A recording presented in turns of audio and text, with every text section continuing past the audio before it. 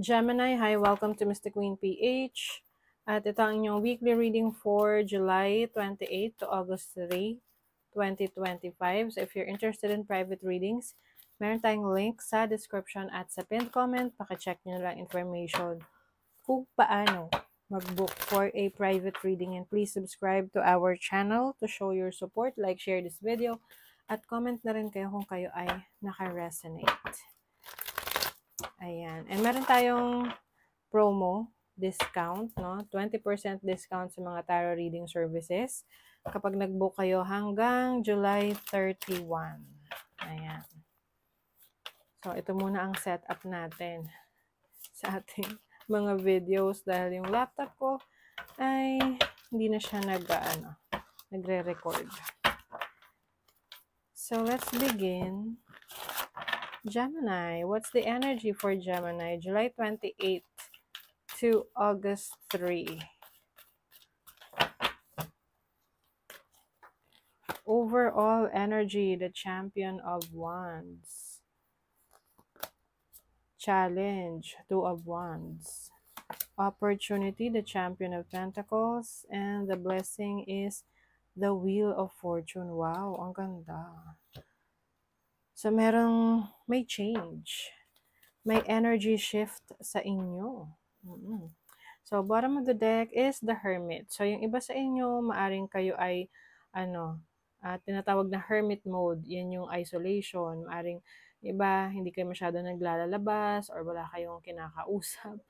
Or you are undergoing self-reflection. Nagre-reflect ka sa buhay mo about your situation, ano na yung narating mo, ano na yung mga goals mo pa, at, maaring nagre-reflect ka sa mga nangyari sa'yo. Also have the Two of Pentacles. So this is a decision when it comes to your career or finances or resources. I'm seeing someone na nagdi-decision or nag-iisip-isip kung meron ibebenta na ba niya yung kanyang prized possession, let's say sasakyan, alahas, bahay, or anything na importante sa inyo. Yung iba naman, nagdi-decision kayo whether meron kayong papasukin na bagong source of income. You have the Oracle of Swords. So talagang some of you are overthinking, no? Maaring, alam mo yung tipong halos ayaw mo na makipag-usap sa iba dahil ayaw mo rin na maapektuhan or ma-impluensyahan yung decision mo. Diba? Eight of Swords. There's a limitation here. Maaring you feel like wala ka nang mapagkatiwalaang tao pagdating sa advice na kukunin mo or iti-take mo.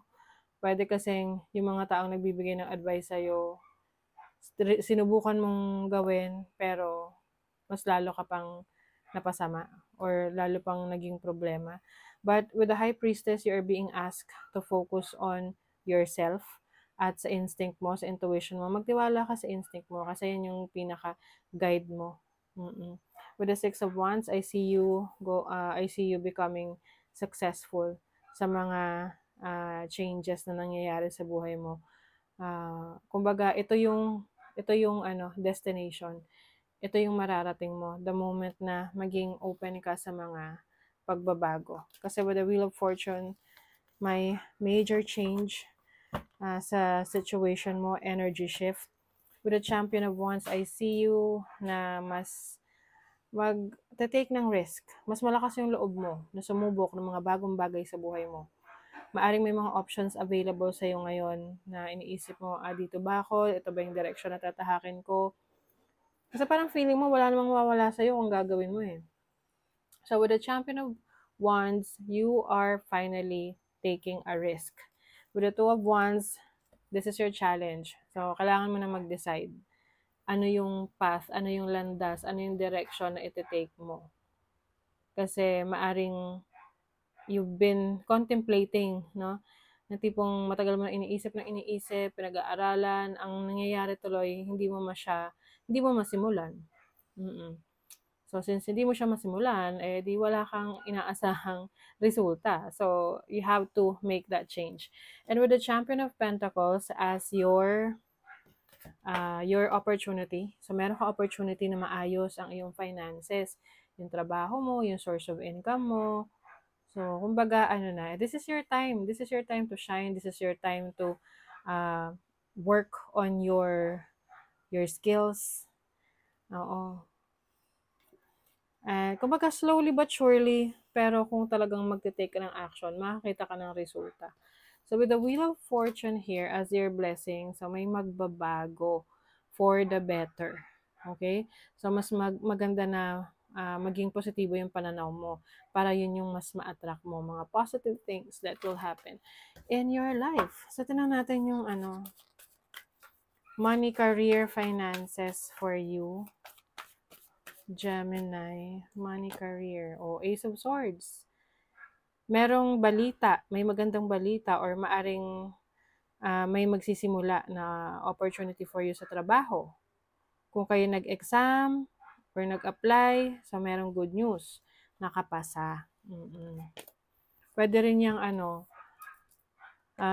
bright ideas, no? Meron kang bagong idea to earn money, no?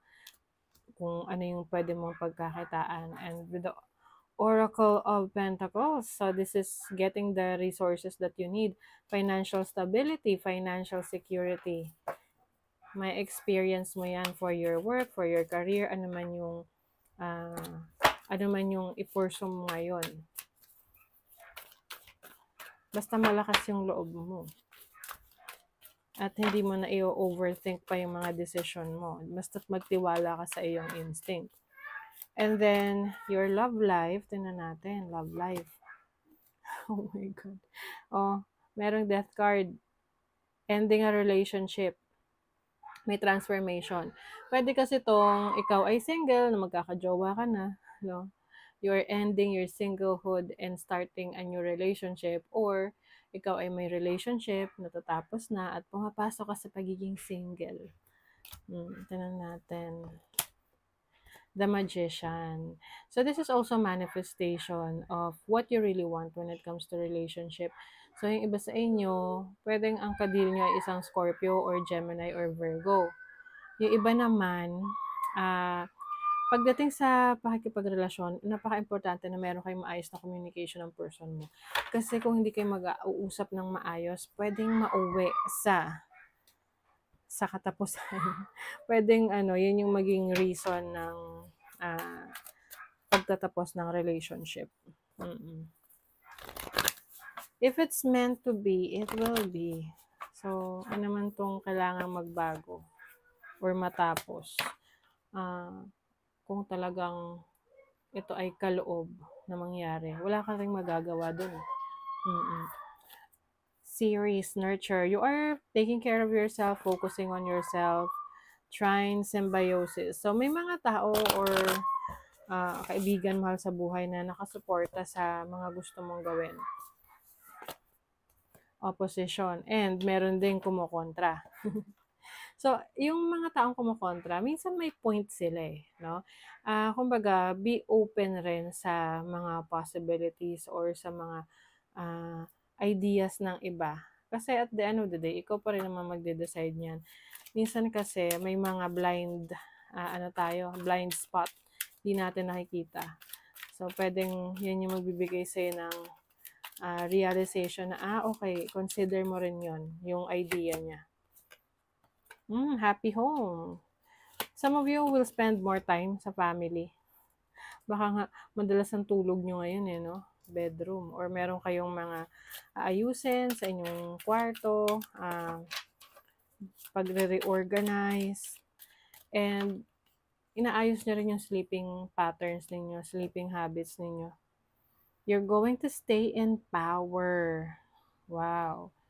So, number one is about new beginnings, then leadership. So, some of you meron kayong leadership role, or you are preparing a leadership role. Pwede ikaw ay na-promote sa work, or may sisimulan kang business na kung saan alam mo yung ginagawa mo. That's why you feel powerful about it. You have what it takes to be successful. You are the light. O, ikaw daw ang liwanag. It is safe to step fully into your light. So you are stepping into your own power, Gemini. Magtiwala ka sa kakayanan mo. So parang wala ka pang idea kung gaano ka ka-powerful actually. You can manifest and make things happen for yourself kung maniniwala ka lang talaga sa kakayanan mo. Okay? So that is your reading, Gemini. Thank you so much. See you again.